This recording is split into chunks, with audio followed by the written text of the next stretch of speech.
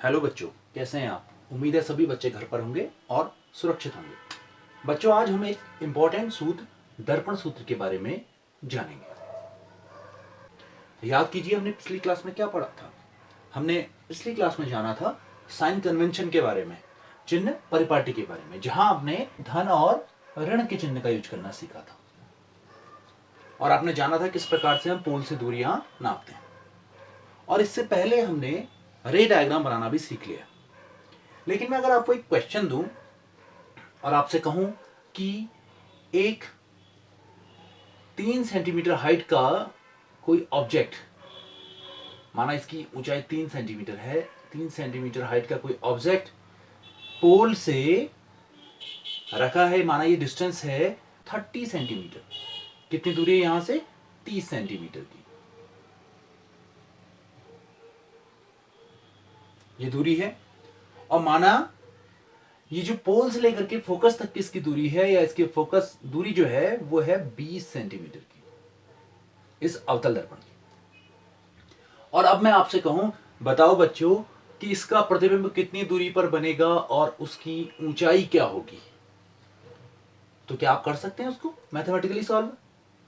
हाँ, हो सकता है कुछ बच्चे उसका एक रफ रे डायग्राम बना लें, क्योंकि अगर आपको याद होगा कि कोई ऑब्जेक्ट अगर सी और एफ के बीच में रखा है तो उसकी इमेज कहीं सी के परे बनेगी। इतना तो आप रफली जानते हैं जो हमने रे डायग्राम सीखा है उसमें।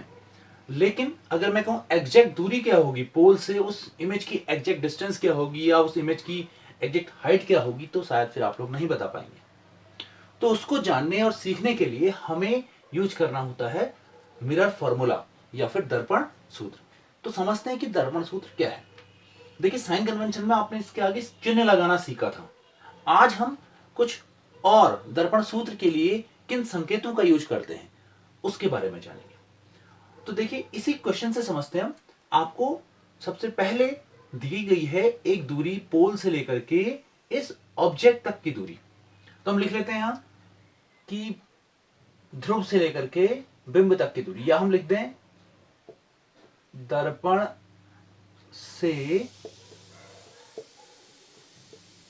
तो हम लिख देते हैं दर्पण से बिंब की दूरी जो आपको 30 सेंटीमीटर दी गई है। अभी आपने यहां इस माप को नहीं उतारना है। आपने ये जानना है कि दर्पण से बिंब की दूरी के लिए हम किस संकेत का यूज करते हैं। तो हम दर्पण से बिंब की दूरी के लिए जिस संकेत का यूज करते हैं वो है U। ठीक इसी प्रकार दर्पण से कुछ दूरी पर इमेज बनेगी। आप जानते हैं कि अगर कोई ऑब्जेक्ट सी और एफ के बीच में रखा है तो उसकी इमेज सी के कहीं परे बनेगी। अभी तो हम मान रहे हैं कि यहां बनेगी, हमें पता नहीं कितनी दूरी पर बनेगी, तो हमारे पास कोई इसका एग्जैक्ट माप नहीं कितनी दूरी पर बनेगी। इसलिए हम लिख देते हैं दर्पण से प्रतिबिंब की दूरी, और इस दूरी के लिए जिस संकेत का यूज करेंगे आप वो है स्मॉल v। और इसके बाद जो तीसरी बात आपको पता है वो है दर्पण के ध्रुव से लेकर के इसकी फोकस दूरी, दर्पण के ध्रुव से लेकर के फोकस दूरी। तो हम लिख देते हैं दर्पण की फोकस दूरी, फोकस दूरी, इसके लिए हम संकेत का यूज करते हैं स्मॉल f। बच्चे, जो दर्पण सूत्र है ये इन तीनों संकेतों के बीच में सहसंबंध बताता है। ये कोरिलेशन है किस किस के बीच में? बिंब की दूरी दर्पण से, प्रतिबिंब की दूरी दर्पण से और दर्पण की फोकस दूरी के बीच में। और वो संबंध जो इन तीनों के बीच में स्थापित होता है उसे ही हम कहते हैं मिरर फॉर्मूला या फिर दर्पण सूत्र। और वो क्या है? वो है 1/f is equal to 1/u plus 1/v। इसको आप लोग नोट कर लेंगे कि 1/f is equal to 1/u plus 1/v। अब इस फॉर्मूले के थ्रू अगर आपको कोई भी दो डेटा पता हो, जैसे कि यहां पर दो माप आपको दी गई है, एक दी गई है पोल से लेकर के ऑब्जेक्ट तक की दूरी और दूसरी दी गई है पोल से लेकर के फोकस तक की दूरी, तो हम इजीली तीसरे डेटा को कैलकुलेट कर सकते हैं। इसे कैसे कैलकुलेट करेंगे वो हम नेक्स्ट क्लास में जानेंगे। आज आपने सीखना था दर्पण सूत्र।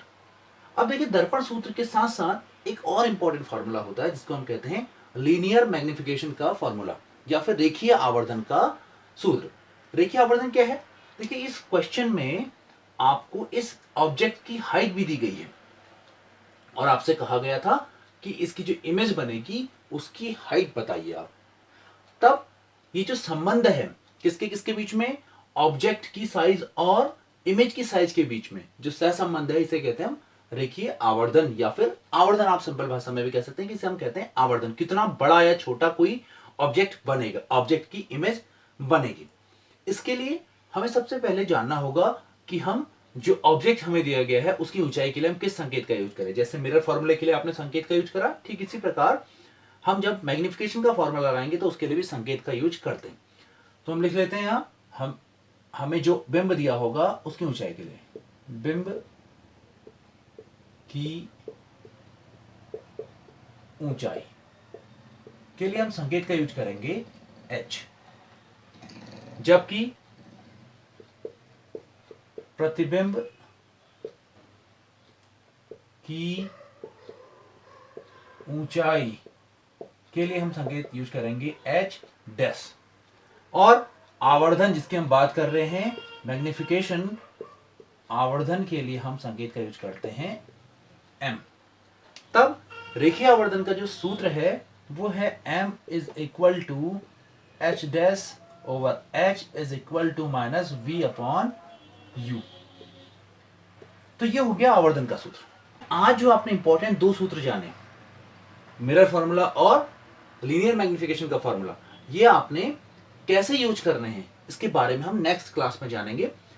आज आपने जो घर से करना है होमवर्क में, उसमें आपने दर्पण सूत्र को इस प्रकार से, दर्पण सूत्र के जो पैरामीटर्स हैं उनको इस प्रकार से उतारना है और दर्पण सूत्र लिखना है, और ठीक इसी प्रकार से लीनियर मैग्निफिकेशन का जो फॉर्मूला है उसे भी इस प्रकार से उतारना है, उसके पैरामीटर्स कुछ इस प्रकार से, उनके जो संकेत दिए गए हैं वो घर से करने हैं। तो बच्चों आज की क्लास में यहीं तक। नेक्स्ट क्लास में हम न्यूमेरिकल्स के थ्रू जानेंगे कि किस प्रकार हम मिरर फॉर्मूले का यूज करते हैं और किस प्रकार हम लीनियर मैग्निफिकेशन के फॉर्मूले को अप्लाई करते हैं अपने ऑब्जेक्ट की इमेज की हाइट को फाइंड आउट करने के लिए। थैंक यू बच्चों, आज की क्लास में यहीं तक।